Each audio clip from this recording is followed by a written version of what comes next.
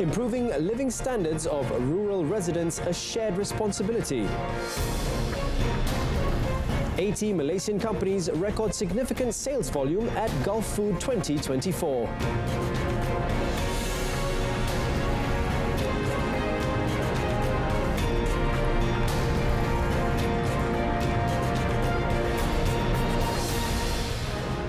Hello there, good evening and salam Malaysia Madani. Thanks for joining us. I am Daryl Baptist and you're watching Malaysia Tonight. The development in rural areas now does not solely rest on the shoulders of the federal government, as state governments also bear equal responsibility in reducing the hardcore poverty rate in these areas. Deputy Prime Minister Datuk Seri Dr. Ahmad Zahid Hamidi, who is also Rural and Regional Development Minister, said some state governments have been committed to developing rural areas, which has resulted in varying living standards among rural residents across states. Elaborating further on the matter, the Deputy Premier said he is confident that rural areas can progress when state governments have their own income. The crucial point is not only providing basic infrastructure, such as electricity and water, but also other equally essential developments, including education. He also said emphasis on development is needed, and that is why there is coordination between various ministries and agencies at the federal level and state government departments. He said at present, there are over 8.7 million residents living in rural areas nationwide, with approximately 17.3% of the population classified as poor. Datuk Seri Dr. Ahmad Zahid said the government is committed to aiding individuals in the poor and hardcore poor categories, and this is evident through the implementation of various programs and the distribution of assistance.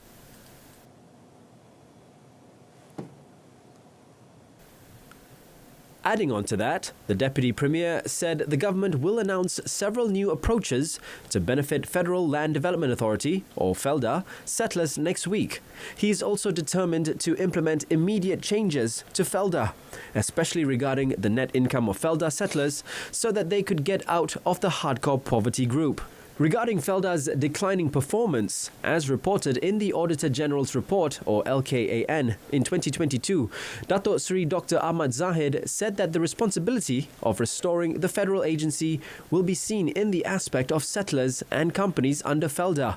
The Auditor General's report on the financial statements of federal agencies for the year 2022, tabled in Parliament on 6th March, showed that Felda suffered an after-tax loss of 1.005 billion ringgit. Regarding the circular economy in Felda, he said that the concept is a new aspect which needs to be promoted, and Felda Chairman Datuk Seri Ahmad Shabri Cheek presented it at the recent Bumiputra Economic Congress 2024. Meanwhile, Datuk Seri Dr. Ahmad Zahid said that the government needs to think of a method to encourage industry in Felda, so that the new generation of settlers do not migrate and urbanization occurs. In addition, he said the aspect of digital transformation needs to be given attention in the Felda settlements, because it is the main need for the second and third generations. Discussions regarding allocation for the constituencies under the opposition have been postponed to next week. Deputy Prime Minister Datuk Seri Fadillah Yusof said the postponement was made upon request from opposition leader Datuk Seri Hamzah Zainuddin and opposition party representatives. Patut hari Selasa tadi semua, Datuk Taki, Datuk Hamzah dengan Ronald Kiandi. Tapi setidaknya minta tangguhkan lagi. Sebab Datuk Taki ada some urgent matters pergi ke Kota Baru. Saya nak mendengar apa juga permohonan setidaknya. Baru saya dapat mengembak kepada kerajaan. Nak kemukakan apakah permohonan setidaknya, apa syarat yang mereka kemukakan dan sebagainya. Meanwhile, Datuk Seri Fadillah denied claims by Muar MP Syed Sadiq Syed Abdul Rahman, who said that his constituency had not received any allocations. In a written reply in Parliament recently, Minister in the Prime Minister's Department, Federal Territories, Dr. Zaliha Mustafa, said over 300 million ringgit was channelled to the Muar constituency through various projects. The reservoirs in the 3 dams under the Muda Agricultural Development Authority, or MADA, are still at a comfortable level and are sufficient to meet the needs of irrigation water for paddy planting and domestic use throughout the El Niño season. MADA, in a statement today, said until today, the total reservoir capacity of its 3 dams is 887,920 acre-feet, equivalent to 72.6%. The reservoir capacity of the Padu Dam is 625,000 acre-feet, equivalent to 71.43%. Muda Dam is 58,750 acre-feet, or 47%, and Ahning Dam is 204,170 acre-feet at 91.56%. It said even though the amount of reservoir water in the dam is slightly reduced, but it is still sufficient for the start of paddy planting activities, which will start in April 2024. MADA is also taking precautionary measures by maximizing the use of recycling pumping stations as a measure to save water from the dam to face the El Niño phenomenon, which is expected to continue until June. It also carried out irrigation water supply operations in rotation according to the needs of paddy planting activities in each region based on the crop phase. Currently, the progress status of paddy crop activities for the second season of 2023 is at the harvesting stage, with 77.3% in the Muda area been harvested. Therefore, the use of water for irrigation purposes is at a minimum level.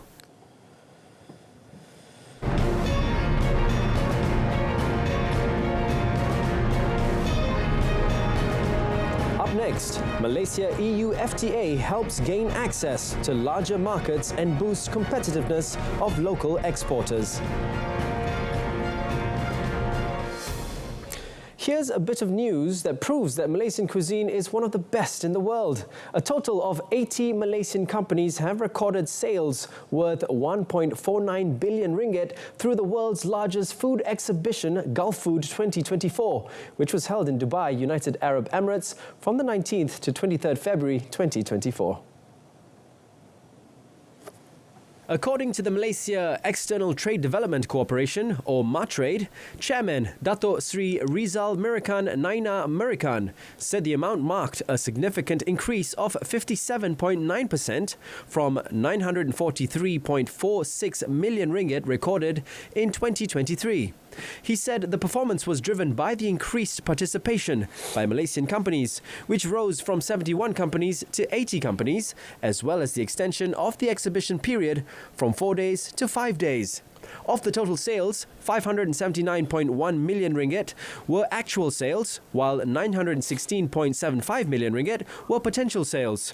Dato' Sri Rizal Mirakan said the success reflected Malaysian companies' ability to expand their exports and enter global markets through platforms such as Gulf Food, and was proud to note that most of the involved companies were micro, small and medium enterprises, with the majority being Bumiputra companies. According to him, palm oil products recorded the highest sales, with a value of 877.50 million ringgit, followed by beverages, 289.9 million ringgit, amongst others. Furthermore, a total of 10,622 business matching sessions were conducted by Malaysian exhibition participants throughout the event, with importers and distributors from the West Asian and North African region and beyond. The Free Trade Agreement, or FTA, between Malaysia and the European Union will help Malaysia gain access to larger markets and enhance the competitiveness of local exporters. Therefore, economic analyst Professor Emeritus Dr. Barjoyai Badai believes that Prime Minister Datuk Seri Anwar Ibrahim's effort to revive discussions on the FTA is a right step for the country's economy. Intinya ialah dia akan membuka pasaran kepada Malaysia untuk menarik pelabur-pelabur asing datang ke Asia melalui Malaysia dan mengambil peluang pasaran yang wujud. Kesatuan Eropah merupakan negara ketiga terbesar dalam bidang perdagangan dengan Malaysia selepas China dan Singapura. In addition, if this agreement is finalized, the participating countries will be offered incentives for trade, investment and service provision. Earlier, the Prime Minister announced in Hamburg that Malaysia will facilitate the FTA to further strengthen bilateral relations and regional integration. Moving on, an economist said Malaysia is poised to maintain healthy growth this year due to macroeconomic stability, economic confidence from local and foreign investors, and consistent government policies. Juwai IQI Global Chief Economist Shan Saeed highlighted a United States economic think tank, Milken Institute report, that emphasized the importance of attracting foreign direct investments, along with investors' confidence in the government policies. He said it is all about macroeconomic stability, which drives the growth of the economy, and Malaysia's policy consistency and geographical significance provides the country a strategic advantage over other countries in ASEAN. Milken Institute recently published its Global Opportunity Index, or GOI, 2024, with Malaysia being ranked as having the best overall investment conditions among Asia's emerging and developing nations, with an overall global ranking of 27, ahead of Thailand, who was 37, and China, who scored 39. Meanwhile, according to the Malaysian Investment Development Authority, or MIDA, Malaysia's achievement directly reflects government efforts, as spearheaded by the Investment, Trade and Industry Ministry.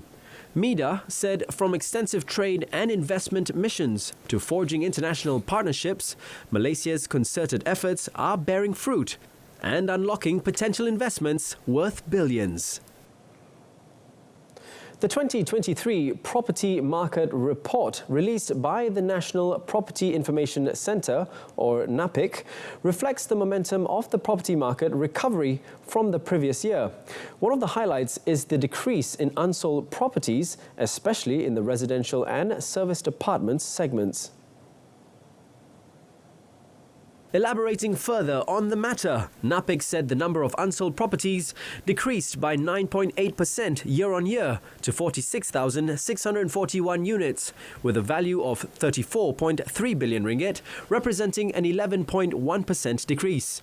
The lowest recorded number of unsold properties was 47,806 units, noted in 2019. NAPIC further noted that Johor recorded a significant decrease in the number of unsold service apartments, with a 17.1% decrease in the number of units and a 20.6% decrease in value. They decreased to 14,132 units and a value of 9.7 billion ringgit respectively. The unsold property data in the construction phase also saw a decrease last year to 79,988 units compared to 120,486 units recorded in 2021. Meanwhile, the crude palm oil, or CPO, futures contract on Bursa Malaysia derivatives is expected to trade at current levels with an upside bias next week. Commenting further on this matter, palm oil trader David Ng said the low stock level as well as the weaker than expected production pace could support the strong sentiment. On the other hand, Interban Group of Companies senior trader Jim Teh opined that the profit-taking activities might also take place next week, given the uptrend in CPO prices in the last 2 or 3 weeks. For the week that just ended, CPO futures traded mostly higher amid a lower CPO stockpile in the country, leading to a tight supply in the market, as well as tracking the stronger soya bean oil prices on the Chicago Board of Trade and Dalian Commodity Exchange. On a weekly basis, the spot month March 2024 contract surged 146 ringgit to 4,327 ringgit a ton. April 2024 rose 163 ringgit to 4,342 ringgit a ton. And May 2024 gained 193 ringgit to 4,287 ringgit a ton. June 2024 soared 238 ringgit to 4,220 ringgit a ton. July 2024 perked up 255 ringgit to 4,125 ringgit a tonne, and August 2024 climbed 239 ringgit to 4,037 ringgit a tonne. The total weekly volume advanced to 423,388 lots from 305,220 lots in the previous week, while open interest widened to 291,546 contracts from 276,573 contracts previously. The physical CPO price for March South stood at 4,360 ringgit per tonne, up 140 ringgit from 4,220 ringgit per tonne last week. Travelling to China from Malaysia has just gotten easier because China Eastern Airlines has become the latest international airline to operate daily direct flights from Kunming, China to Kuala Lumpur, with its inaugural flight yesterday. The new route by China Eastern Airlines connects Kunming to Kuala Lumpur on an Airbus A320neo with a seating capacity of 148 passengers. This adds to the existing 18 weekly flights by other carriers from the Yunnan province southwest of China. Tourism Malaysia Director General Manoharan Priyasamy, who welcomed the passengers on board flight MU9629, arriving at Kuala Lumpur International Airport from Kunming, said the new additional route was a great opportunity to bring in more tourists from China's second-tier cities. Look like the demand from Kunming to Kuala Lumpur is very high, as mentioned by the GM just now. The demand for Malaysian also visiting Kunming is a good demanding in terms of the two-way traffic. So this is a very positive kind of signage. And from our side, as the Ministry of Motex, we are looking at it. This is a big part of the promotional activities undertaken by the Ministry to encourage more Chinese tourists to visit Malaysia. The visa-free policy for Chinese travellers to Malaysia, effective December 2023 until 31st December 2024, has seen a significant increase in bookings to Malaysia. In 2023, Malaysia welcomed 1.47 million arrivals from China, an exponential growth of 593.4% compared to the same period in 2022, with 212,603 arrivals. US authorities are investigating Meta over its role in the illicit sale of medications, the Wall Street Journal reported on Saturday. Citing documents and people close to the matter, the American Business Daily said prosecutors in the southern US state of Virginia are looking into whether the company's social media platforms are facilitating and profiting from the illegal sale of drugs. The paper reported the Food and Drug Administration, commonly known as the FDA, has been helping with the investigation. In a statement to the journal, Meta said the sale of illicit drugs is against their policies and they work to find and remove this content from their services, adding that it proactively cooperates with law enforcement to help combat the sale of illicit drugs. On Friday, Nick Clegg, president of Global Affairs at Meta, said the company had joined an effort alongside the US State Department, the United Nations and Snapchat to help disrupt the sale of synthetic drugs online and educate users about the risks.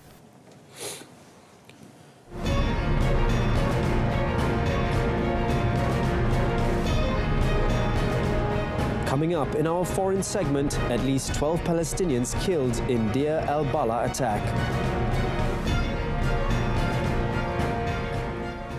President Vladimir Putin will seek to tighten his grip on power on Sunday in a Russian election that is certain to deliver him a landslide victory. Though opponents called on people to stage a symbolic protest against his rule at polling stations. Putin, who rose to power in 1999, is poised to win a new 6-year term. That, if he completes it, would make him Russia's longest-serving leader for more than 200 years. The election comes just over 2 years since Putin triggered the deadliest European conflict since World War II, by ordering the invasion of Ukraine in what he casts as a defensive special military operation. Putin, 71, has warned the West that any meddling in the vote will be considered an act of aggression. While his re-election is not in doubt, given a lack of any significant rival candidate, he wants to show that he has the overwhelming support of Russians. The Kremlin has sought a high turnout, and as polls opened for a third day in Western Russia, officials said the turnout in the first 2 days had already reached 60% nationwide. At least 12 Palestinians, mostly children and women, were killed and others injured late last night in an airstrike by Israeli occupational forces on a residential building in the city of Deir al-Balah in the central Gaza Strip. Medical sources reported that the civilians were killed after Israeli fighter jets targeted a home belonging to the Thabet family in the Bashira neighborhood in central Deir al-Balah. According to the Palestinian Civil Defense, rescue workers managed to pull out several citizens from under the rubble, but an unknown number of bodies and injured remained under the concrete after an Israeli strike near the Lababadi junction last night. Yesterday, local authorities in Gaza announced that Israeli forces committed 7 massacres against families in the Strip, resulting in the deaths of 63 civilians and the injury of 112 others in the previous 24 hours. In a preliminary toll, the ongoing Israel aggression on the Gaza Strip has resulted in nearly 31,600 Palestinians killed, the majority of whom are children and women, with injuries reaching 73,600 since 7th October last year. Meanwhile, a US aircraft on Saturday dropped more aid in Palestinian civilians trapped in the Gaza Strip in a joint humanitarian aid operation. The US Air Force said bundles of Jordanian food supplies were among the items dropped during the operation. US Central Command said the United States began aid airdrops on the 2nd of March and is planning a US military sea lift of assistance from the island of Cyprus. Much of Gaza lies in ruins, and its 2.3 million Palestinian residents face serious food shortages more than 5 months after Israel launched an air and ground offensive since 7th October. Elsewhere, a spokesperson for the Indian Navy said on Saturday that Indian naval forces, including special commandos, seized a cargo vessel that had been hijacked by Somali pirates, rescuing 17 crew members. Photographs posted on social media platform X by the spokesperson showed the Somali pirates being detained on the deck of the ship, as crew members were being evacuated in smaller Navy vessels. In a post accompanying the photographs, the Navy said that all 35 pirates aboard the ship, the Maltese-flagged bulk cargo vessel Ruin, had surrendered, and the ship had been checked for the presence of illegal arms, ammunition, and contraband. The Ruin had been hijacked last year, and the Navy said it had intercepted the vessel on Friday.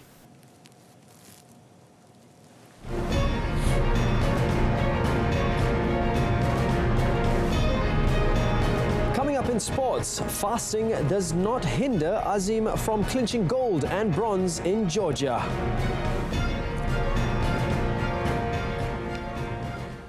Aaron Chia and So Woo Yik are just a step away from ending Malaysia's 17-year wait for the men's doubles crown at the 2024 All England Badminton Championships after confirming their spot in the final early this morning. 21-15 straight set win in Sidek's victory in 1982. I'd like to wish our boys the best of luck in their match later tonight. Bring it on home. And now news on another Malaysian athlete who's making waves. National sprint champion Muhammad Azim Muhammad Fahmi kicked off the new season in style after clinching a gold and bronze respectively in Atlanta, Georgia, United States earlier today.